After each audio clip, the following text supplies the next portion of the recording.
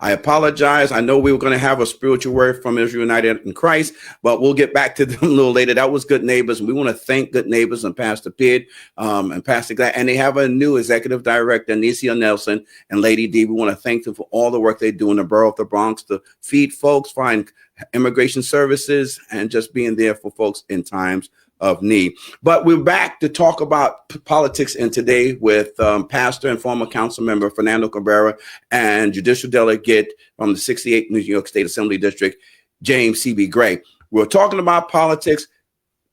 My good brother Cabrera, talk to us about politics today. What is going on? You mentioned before the break, we have this election coming up. What are your thoughts about what's happening in the borough of the Bronx and beyond when it comes to politics? Well, the Bronx needs to be more engaged. You saw the early voting. We always lagging behind. And I think part of that apathy is because people are losing hope.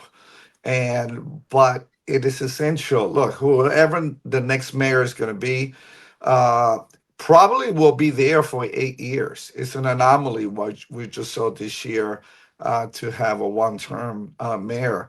So we have to think about the future of New York City, and if we don't, we will, by our lack of involvement, we by default might get somebody that may not do the job that needs to be done. And having worked with the mayor, I have to tell you, that is a 24-hour job. I was with him in several events all day, although including Puerto Rico when there was the earthquake over there, and rather the hurricane. Uh, and I see him get 3 hours sleep and work 21 hours. I mean, it's just that type of a job. And so we better get engaged. It matters. It matters. I'm personally, I don't know if you want to know my views, but We do. Hey, can you yeah. talk real news, real views, Okay, and real got talk? it. Drop it on. Love it. Drop it on. Love it. Well, I'm supporting Cuomo, and I'm going to tell you why. We need somebody with experience. You can't have a novice. When you look at Mandani, who he only passed 2 bills. The first bill, he didn't even show up. Had the worst attendance in all of the assembly. You got to show up. This is a kind of a job. You Right. have to show up. You can't just do politics. Mhm. And we need someone that has a proven track record. And I know we all know nobody debates that. Right. And so resumes matter. I think resumes matter. The patterns tell you what's going to happen in the future. So I'm giving him full support.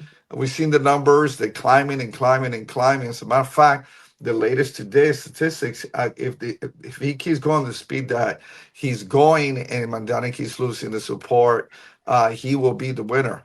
And so this is why we need to get involved. We need to vote. And I want to encourage people, vote early. Election days, if you go to Co-op City, I think you know full well, that was your district, you could be waiting 2 hours to vote. You could go tomorrow, just go in, vote, and quickly get out. And so, and you don't want to leave it to the elements Right. as well.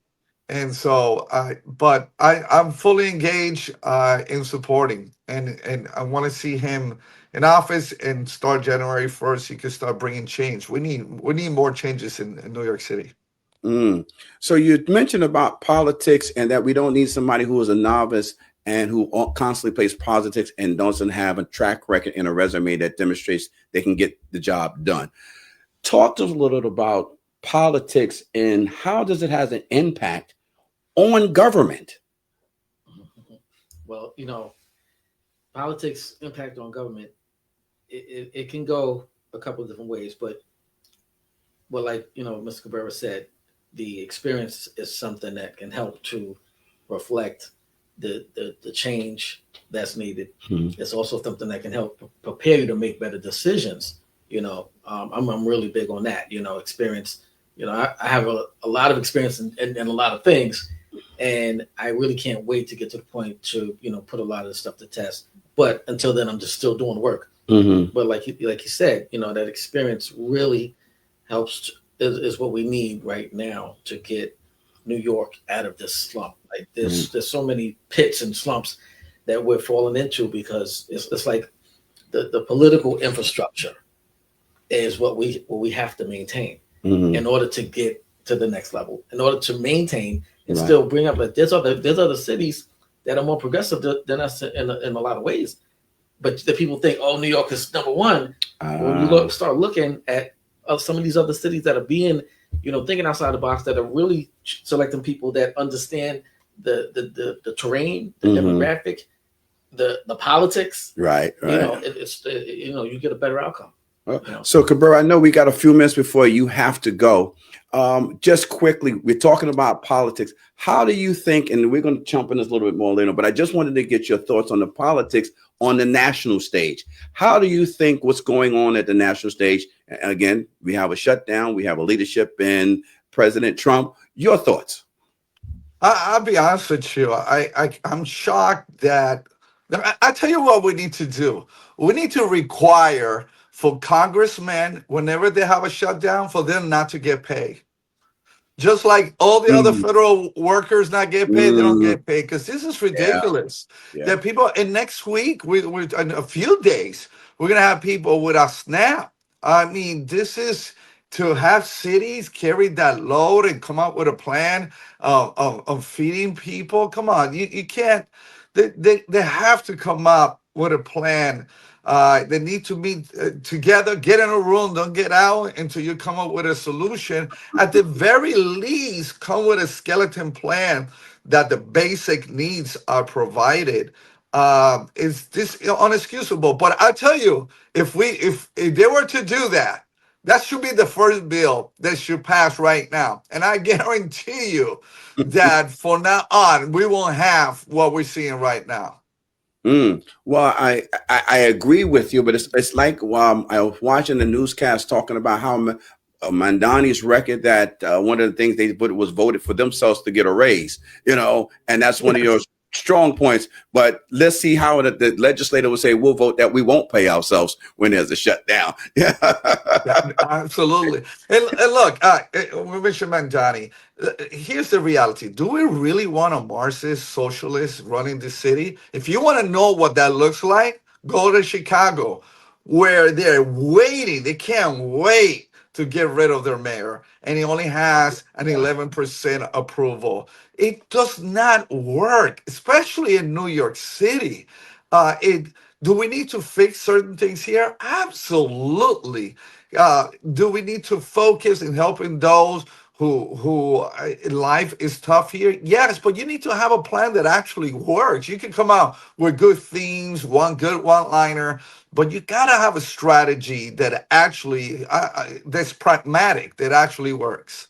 And obviously you haven't seen anything that's come out of the Democratic nominee for the race for mayor. Absolutely. I haven't seen anything that perks my interest. And if it did, I would have supported him. I mean, I'm more into the leader and his plan, his or her plan, to come up with a plan that actually going to bring transformation rather than let's try to figure out once we get in. There is, we people don't realize we have a deficit in this city of $10 billion. The state is even bigger. Where is this money going to come from? I could come up with great ideas, but if Mm, there's no money to do it with, especially in the condition that we are fiscally in the city, we just giving false dreams, false advertisement. There's a name for that.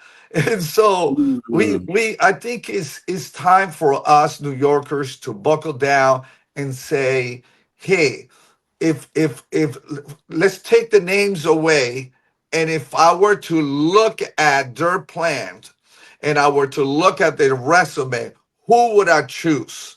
And it seems obvious, and I think this is why you see the momentum right now. Very obvious. The momentum is in Cuomo's side, and hopefully he'll be victorious Tuesday. But that will happen when people come and vote. So we gotta tell people vote, vote, vote. You gotta vote. Your vote is your power. Your power is your vote.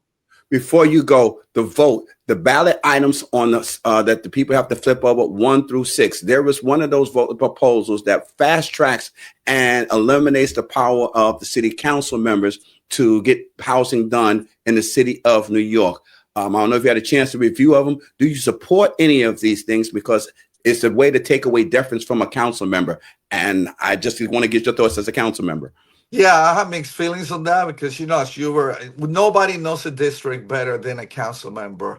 I think that they were doing that because there are districts. Look, only 6 districts have carried 80% of all this affordable housing and when it comes to shelters as well.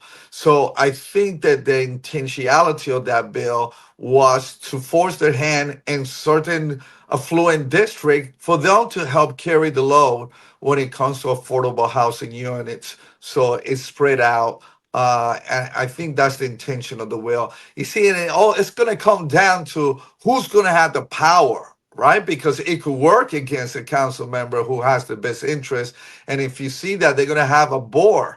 So you're transferring all the power to that board, and it could get political. What about if somebody don't like you as a council member, or they don't like your party, or they don't, it's those are the variables that people have to look at. Well, I think that was a clear example of what they did to the 13th council member, Christine Mamarano, when it came to the casino. While the residents in the 13th district said, thank you, but no thank you, the rest of the Bronx delegation teamed up on her and said, no, we're going to do this, and took the power away from the individual member. Now they're going to be crying that this resolution, the ballot proposal, goes against their power. Well, y'all just did the same thing to one of your own members. Hey, be careful what you ask for. You might just receive it. Absolutely. You're right on point. Right on point. Hey, it's always great to see you, Pastor Cabrera, and I thank you and I appreciate. Give hello to the family, to the missus, and to the congregation. May God continue to watch over and be with you. We got to do this again. Indeed. God bless you all. Thank you. Listen, we are at halftime of King Talk Tuesdays, the show with real views and real talk. So we got to take a break.